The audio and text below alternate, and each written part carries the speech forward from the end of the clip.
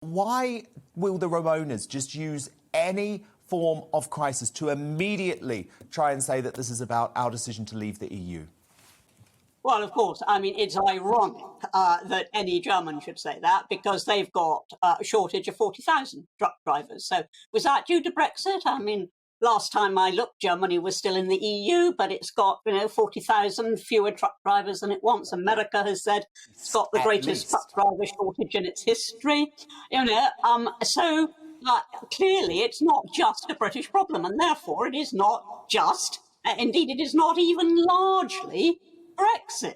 I mean, we know what's caused the problem. 47,000 tests still outstanding, or they were when this started, still outstanding after COVID because tests were suspended for obvious reasons during COVID. What was the Ministry of Transport doing? What was DVLA doing? Didn't they realise that they had this piling up and that not everybody was going to be on the road immediately the COVID crisis was over or was in abeyance?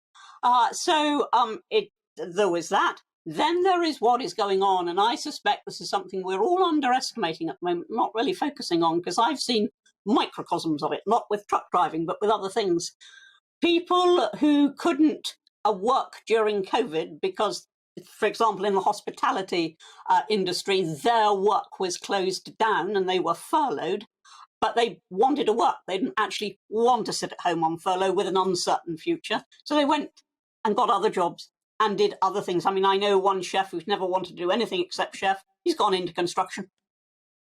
He did it during the furlough. He said construction's still going, chefing isn't. And I suspect a lot of truck drivers have found other things to do. And also, of course, and this has been generally acknowledged, we have a chronic problem there of low pay, bad conditions, antisocial hours. And I think, we're going to need to pay the truck drivers a bit more. Commentators have been saying that there isn't a shortage, and that what's created the shortage has been the panic.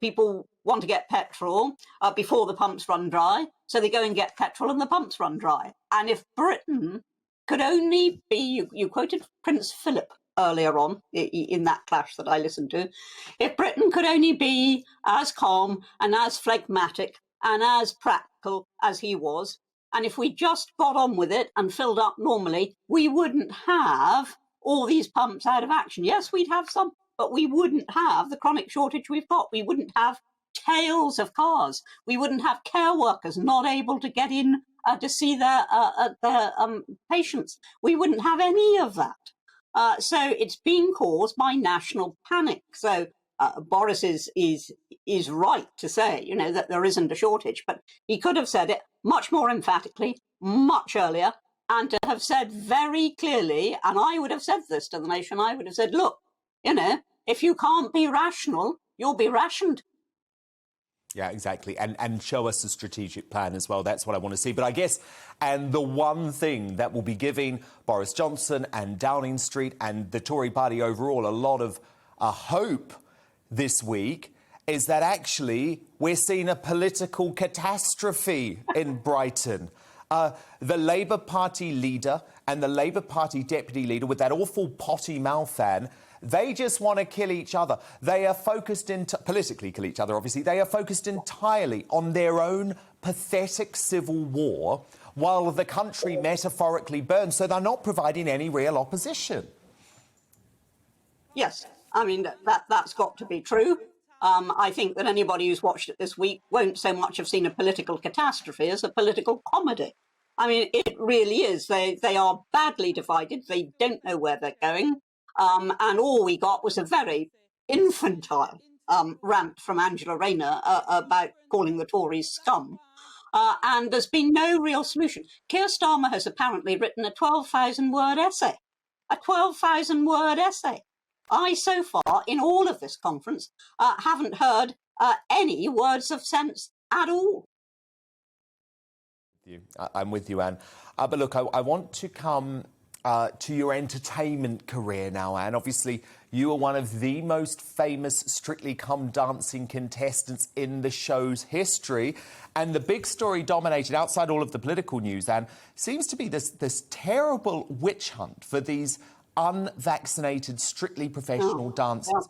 Now, I have a real issue with this, Anne, but there's a lot of people who say, no, these dancers should be vaccinated or they should be booted off the show. Where do you stand? I definitely do not think they should be booted off the show. The fact is that if you're not vaccinated, you're a much bigger danger to yourself than you are to anybody else. And the fact is that if you have been vaccinated, that doesn't guarantee that you won't either catch or pass on COVID. What it guarantees is that if you're very unlikely to end up in hospital, if you do end up in hospital, you're even more unlikely to die. Whereas those who are unvaccinated really run very serious risks if they get COVID. So they're a much bigger danger to themselves than to anybody else. And I certainly don't think that their identity should be revealed. Why should we know about other people's private medical choices? Yes, if you're a government minister telling the nation to have a vaccination, it's fair enough for any interviewer to turn round and say, but have you had yours? But not for a professional dancer, for heaven's sake. Are we going to cut off employment for people without vaccinations? A dancer, come on. No, I agree. And Anne, if you were on the show and you knew that your professional dancer was unvaccinated, you wouldn't have an issue with it? No issue, whatever. I would train every day with that dancer. I would obviously do the show with that dancer. I wouldn't have any issue at all. And I wouldn't have an issue if I didn't know whether or not the dance partner was vaccinated. As far as I'm concerned, that's a private medical decision. There is an argument, a very different argument, for people who are working in hospital with the highly vulnerable and in care homes with the highly vulnerable. But in everyday life, and I do classify, surprisingly, Strictly Come Dancing as part of everyday life, no, it is insane. We can't make pariahs of people who've made a different choice from us. I'm with you. I speak as somebody who is double jabbed. Welcome to the GB News YouTube channel. You can watch us live 24 hours a day, catch up on your favourite shows and join in the conversation in the comments below. Don't forget to subscribe and you'll never miss any of our exclusive content.